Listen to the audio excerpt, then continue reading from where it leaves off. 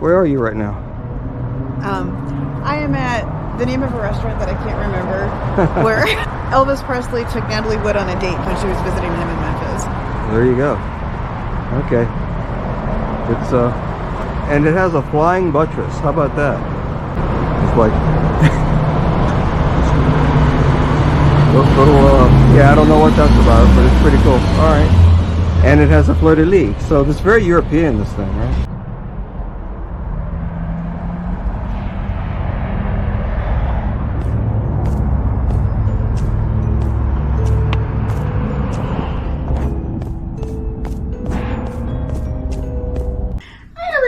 So we are here in Memphis for Elvis Week 2023, which is definitely one of the highlights of our summer, probably one of the highlights of our year. Definitely the highlight of the year. And while we were here, I just wanted to do a really quick video following up on the most recent video that we did on Natalie Wood. This one's going to be a little bit more fun, a little bit more lighthearted. I wanted to talk a little bit about the tie-in between Elvis and Natalie Wood, because let's face it, everything is better with some Elvis. And we are here in Memphis, so it reminded me a little bit about Natalie Wood's famed, some might say doomed, trip to Memphis to visit Elvis in October of 1956. We hear a lot of accounts about this, but there don't tend to be a lot of real details about it. I think largely this is because this was a fairly brief relationship for the two of them. The visit itself was exceptionally brief. It was originally intended to be a week. According to most sources, it actually ended up only being about 3 days because Natalie chose to return home early. And we'll talk about some of the purported reasons for that. But I was interested in finding out a little bit more to see how much detail I could really get about this brief relationship between the two of them. If you read a biography of Natalie, if you read a biography of Elvis, you're definitely going to read about the fact that they did date briefly in 1956. But the details of this tend to be pretty scant. That is because this was a relatively brief relationship. But I did think it would be interesting to dig a little bit deeper and just try to find out all of the details that I could about it. What I think is interesting about this is that when you read about this, you read different people's accounts, but very few people really ever reference the account that Natalie herself gave of her time with Elvis, and more specifically, her time in Memphis. Natalie actually did speak about this with the author Albert Goldman. Now, we have also done a video about Albert Goldman's book, and as we all know, this is a book that is not very highly regarded by most Elvis fans. Reviled might be a better word, and, with valid reasons. But however, one of the aspects of the book that is less sensationalistic is actually the interview that Albert Goldman did with Natalie. And I think that this might largely be because getting an interview with Natalie was probably a pretty big coup for Albert Goldman. And so I think in this case, he wanted to leave her words unedited, not editorialized so much with his own opinion. And so I think with this, we tend to get a little bit more of what Natalie said without the slant of Albert Goldman. Going back to what Natalie actually said, as most people know, she was introduced to him by the actor Nick Adams. Nick Adams, of course, had appeared with Natalie in Rebel Without a Cause and befriended Elvis fairly soon after Elvis first coming to Hollywood to film Love Me Tender. By most accounts, they met within 3 or 4 days of Elvis hitting town and became very fast friends. Nick Adams had a little bit of a habit of befriending celebrities with bigger careers than him, and Elvis seemed to be no exception. The two of them were fairly inseparable for a brief period of time, and Nick Adams definitely seemed to be making the most of this connection. For Elvis, this also would have been something that, at least initially, was pretty exciting, because as we know, Rebel Without a Cause was a movie that had a huge influence on Elvis. He idolized James Dean. When he first came to Hollywood, there was a lot of talk and anticipation about Elvis possibly having a career that followed the mold of James Dean. So getting to know somebody who had been in Rebel Without a Cause and purported to have had a close friendship with James Dean probably would have been something that was fairly exciting for him. Natalie Wood, of course, was the romantic interest in Rebel Without a Cause. She had been acting since she was a very small child. She was 18 years old in 1956. But by this point was already a seasoned veteran. She had a very, very prolific resume for someone her age at this point. And she was a bona fide movie star, glamorous, beautiful, already an icon. So for Elvis to have the opportunity to meet her and possibly date her also would have been something that was fairly exciting. This is interesting because, you know, as we see when we look at Elvis's dating patterns moving forward from there, he really didn't date a lot of really big celebrities. You know, certainly there were co-stars and starlets and people who worked in the industry, but in terms of serious relationships, we don't really see him having had a lot of really high-profile romances. I think this was something he generally shied away from. He was a little bit apprehensive of people using him to further their own career, and I think he was very protective of his privacy. So the relationship with Natalie is a little bit of an anomaly. Now, this doesn't mean that he never dated anyone else in the business or anything like that, but these didn't tend to be high-profile romances in the way that the relationship with Natalie might have been tweaked a little bit for publicity. You know, this was something that was a little bit different for Elvis. I don't think he was somebody who really felt that he needed publicity dates, and he didn't. So, according to Natalie, she described Elvis as being very sweet, very kind, very humble, very down to earth. But she also described him as being somebody that she had a little bit of a hard time finding common ground with. By her own admission, at this point, she was running with a pretty fast crowd in Hollywood. She was 18 years old. She was really trying to assert her independence, live on the edge a little bit, act out a little bit. And Elvis was somebody who really didn't fit into that mold at all. I think in a lot of ways he was very different from the expectations that she had of him. Of course, at this time, this was a time when Elvis still really had the reputation of a delinquent, a rebel, somebody who was a threat to society. By most accounts, Natalie was at a phase where she was really drawn more to that kind of live on the edge, bad boy type. And I think she may have initially felt that this was Elvis, but was a little surprised upon getting to know him to realize that at this point he was still, you know, very much the boy next door. By some accounts, this was something that was a little bit disappointing to Natalie. However, she doesn't speak about this in a negative way to Abra Goldman. What she says there was almost that she found this to be kind of refreshing. She said that there was nobody else really like Elvis that she was hanging around with at this time. You know, some examples that she cites of this were that his idea of having a good time were going to the movies, going skating, going for a burger and a malted. He was sweet, he was humble, he was kind of the boy next door, you know, and this was a little bit different maybe from what she was expecting. But she writes about it as if it were sort of refreshing and almost sort of a little bit of a curiosity. She uses the phrase, "It was really wild. I knew nobody else like this. He was sweet, he had old-fashioned values, he was humble, he was close with his family, he was very religious. This just didn't really fit the mold of most of the types that she was palling around with during this time." But she's not negative about it. Talk about the pixie cut. I'm not going to say anything about the pixie cut. The pixie cut. You're not going to talk about the pixie cut? No. Oh. I'll have to do my own video about the pixie cut. My husband has a theory that it didn't work with Elvis and Natalie because Elvis wasn't into her pixie cut. He's a long-haired guy. That may be true. But when Natalie talks about her time with Elvis, she talks a lot about her time in Memphis. And because there are so many other stories and accounts of what might have gone wrong in Memphis, I'd like for us to talk a little bit about it looking at Natalie's own words, because I just don't think that that's done very often, which I think is odd. Now, of course, she was given this account 20 years after the fact. A lot of time had passed. Sadly, this account was done very shortly before Natalie's own death in 1981, and very shortly after Elvis's death. What Natalie said in this interview when recounting her time in Memphis was that it was a little bit of a culture shock for her to come. She doesn't really say much about why she came or what the status of her relationship with Elvis was at the time of the visit, but she does say that she had a difficult time during the time that she was here in Memphis with the level of accessibility that Elvis's fans had to him. This wasn't something that she was used to, although she was somebody who had been in the industry for years at this point. She was used to a culture in Hollywood where the public kept a little bit more of a respectful distance from celebrities. Possibly were even a little bit more jaded about celebrities. They were part of the everyday culture. This was when, of course, the Presley family was living on the Audubon Drive house. And so she was describing the constant throngs of fans at the gates and the fact that Elvis designated time each day to go chat with them, sign autographs, hang out, was very welcoming to them. That wasn't something that Natalie was used to prioritizing. She seems to have found that very intrusive and very overwhelming. This was during the time when the Presley family was very, very hands-on with the fans. They would invite them in the house, let them come and hang out for a while. She describes fans being allowed to wander through the yard. They could even come up and peer in the windows.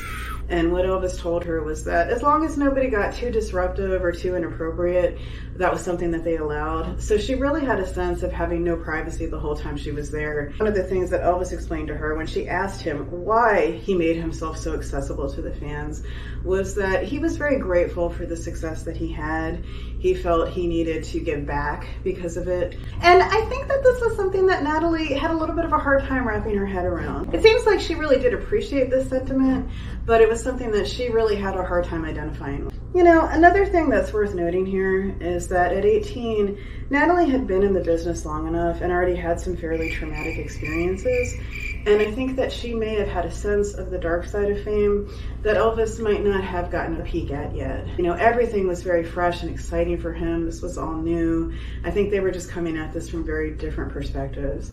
Natalie Wood, you know, by her account and by the accounts of others, was also a fairly worldly young woman by the age of 18. You know, Elvis, on the other hand, I think was still, despite his image at that time, I think off camera he was a fairly humble, fairly sweet, fairly down-to-earth person. Just don't think that when it came right down to it, they really had a whole lot of common ground or a lot in common. Natalie also said that during her visit, she describes Elvis's family as having been very welcoming. She describes his parents as warm, down to earth. She has nice things to say about Gladys. She has nice things to say about her time spent with the Presley family. Outside of that, what we have are the accounts of others. And these are the ones that get the most airplay. I think because they are a little more soundbitey, a little more scandalous, a little more juicy. Most of the popular account, the canon account, comes from Natalie's sister, Lana Wood, who wrote about this in her memoir of Natalie that was published several years after Natalie's death. So the account that Lana wrote about in her memoir of Natalie. Natalie was initially very smitten with Elvis, really had high expectations for this relationship, gushed about him, initially was very head over heels. And Lana says that this was very sincere for Natalie. She says that she doesn't believe that this was a publicity stunt or something that was just being done to draw attention. She believed that Natalie genuinely cared about Elvis and was, you know, very, very infatuated with him at first. Of course, understandably, this was Elvis. But she, and you know, and by her account, the reason that Natalie ended up going to Memphis was because this was sort of her chance to meet Elvis's parents, gain their approval. There was maybe something hinging on this, you know, that would determine whether or not they took their relationship to the next level. However, Natalie called home within 3 days of being in Memphis, begging her family to call back and say that there was an emergency. She had to come home immediately. She told them she was having an awful time and just wanted to get out of there as soon as possible. When she returned home, according to Lana's account, the reason that Natalie gave for why she had wanted to cut the visit short was that Gladys had been very domineering, had kind of sabotaged her visit. She gave the impression that they clashed. Gladys really didn't like her, didn't approve of this budding relationship, and went out of her way to sabotage it. You know, according to Natalie, she felt like she had no chance. This had kind of put the kibosh on this relationship, and she just wanted to get out of there as soon as possible. One of Natalie's friends who met her at the airport did give an account that Natalie returned home looking completely bedraggled, drained, miserable, gave the impression that she hadn't slept at nights. From what we know about the hours Elvis kept, this might make sense. But yes, this person's impression was that Natalie returned not really feeling it, not having had a good time. Natalie herself doesn't share any of that. That contradicts what she says about her impressions of Gladys and her experiences with her. She did like him. She did have very nice things to say about him. She thought he was a very kind and caring person. But she also saw him as maybe somebody that she didn't have a lot in common with. And this really turned into more of a friendship, a brother-sister type dynamic, and not so much a relationship. Now, looking at some accounts from Elvis' biographies of his friends and intimates, they sort of give that same situation in reverse. By this account, Elvis was very smitten with Natalie when he first met her. She was an icon, she was a movie star, she was beautiful, she was glamorous, she was somebody he had grown up watching on screen, you know, so it was obviously a huge coup to meet her, and probably a little surreal that she was interested in dating him. So initially it seems like there was some excitement around this. However, within a short period of time, it seems as if he also felt a little bit disenchanted with her for pretty much the same reasons. Just like Natalie might have found him to be a little too much of the boy next door. Elvis was probably looking a little bit more for the girl next door, which was not Natalie. She was worldly and sophisticated. She was a movie star. She may have had different expectations about how she was used to people treating her. It's also worth noting that neither one of them were ever exclusively seeing each other. They both had multiple other romantic paramours and prospects in their lives. They were young and beautiful and famous.